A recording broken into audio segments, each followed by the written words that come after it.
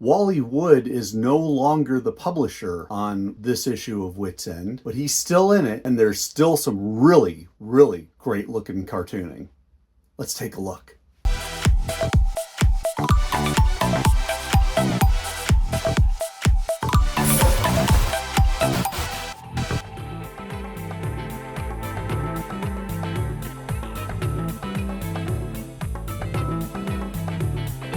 Alongside FANzine Live, I also run a small press publishing house. It's called Phoenix Productions, where I create and publish my own comics and zines. It's a passion project. It lets me tell stories and experiment and support the kind of creative work that I truly love, and I would be thrilled to share it with you. If that sounds like something you might enjoy, check out the preview coming up next and give it a try if you're interested. And as always, enjoy the video. Oh, that this too solid flesh would melt, thaw, and resolve itself into a dew, or that the everlasting had not fixed his cannon against self-slaughter. O God, how weary, stale, flat, and unprofitable seem to me all the uses of this world. Fie on't, oh fie! 'Tis an unweeded garden that grows to seed. Things rank and gross in nature possess it merely.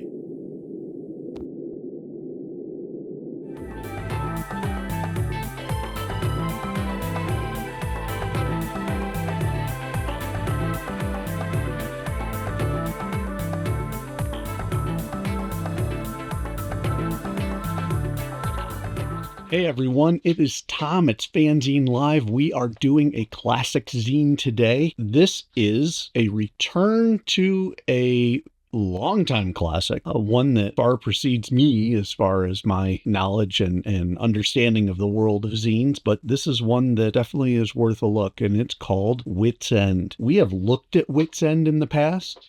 Actually, Fantagraphics Best of Witzend, which has a nice selection of some of their cartooning and other stuff, pinups and the like from across their entire run. This, my friends, is issue number 8, summer of 1971. So it's 5 years after Wally Wood got started with his book.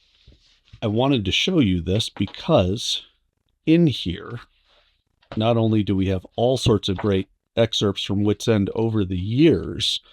If you look down here at the bottom, we have stuff from issues 1, 2, 3,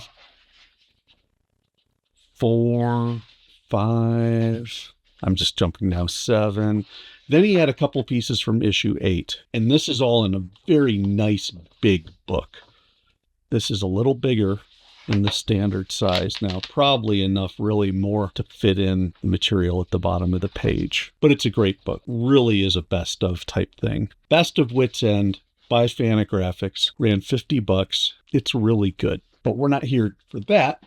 We are here for Witzend number 8. I picked this up on eBay. Witzend is not a cheap book to buy in the secondary market. However, this little piece had a fantastic cut in it, and so I was able to get it at a discount.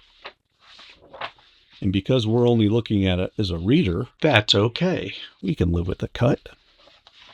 So I got it for a song. Nice full-size magazine cover, saddle stitched. Witzend, in my mind, really was at its peak when Wally Wood was running the show. Pearson has done a very good job trying to keep the zine running strong, but there's no denying that Wally Wood appeared to be both an attractive force for other creatives to join him, but also he had a mission to make his own type of comics and zines work back in the 1960s. Pearson has done his best to try to keep that rolling. I'm not entirely certain he fully got there, but we'll take a look. Now notice the publisher is Phil Suling, who was the starter of the direct market with Seagate Comics Distributing. So I found that very interesting as well. The publishing appears to have been done out of Brooklyn with Suling. The editing was done out of Phoenix with Pearson. Interesting. And we start with a kind of strange piece about hair, and it's a meditation on body hair.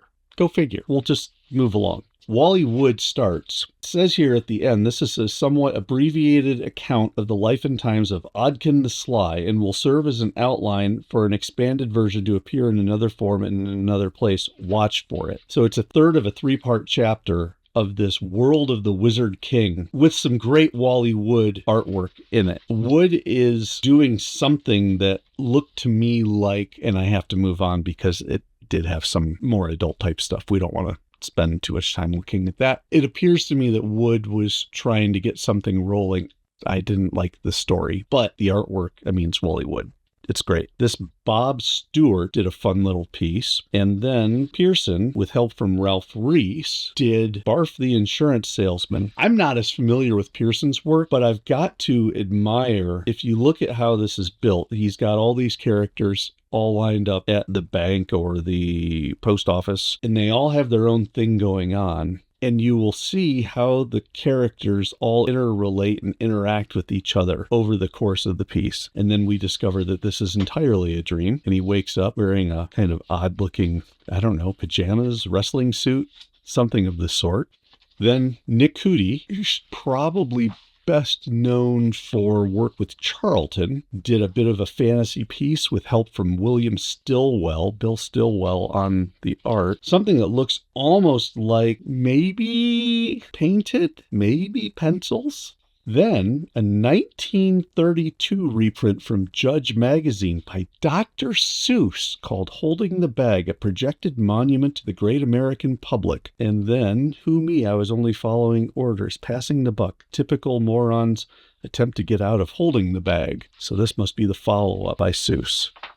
Then you get to what I really consider to be the gem of the issue. And this is The City and the Sea by Edgar Allan Poe. Poetry is done in a really nice typeset, but the art, my friends, the art is Frank Frazetta. And this stuff is good. This stuff is really, really good. Love the big pages. Love the layout. I mean, it's not comics in the sense that we're not telling the narrative story with word balloons like in Foxtail, or you're just getting splash pages. Frazetta splash pages, and literally splashing because it's water. Gorgeous, gorgeous stuff. Frazetta knows how to draw, or knew how to draw. So yeah, he did that. Really well done. Then a humor piece by Steve Ditko. And then this piece, now the Frazetta piece and this piece, The Hunting of the Snark, fragments from Lewis Carroll's The Hunting of the Snark. These two were put in the Best of Witzend. So if you are attracted at all to this artwork, and this was done by John Atkins Richardson. Again, somebody I'm not familiar with, but you can't argue. I mean, this is nice science fiction, fantasy type work, and there are broken pages, which is okay again, because we're just reading through. Heavy glossary, because he kind of creates his own universe here and has all sorts of interesting elements to it that are just really odd.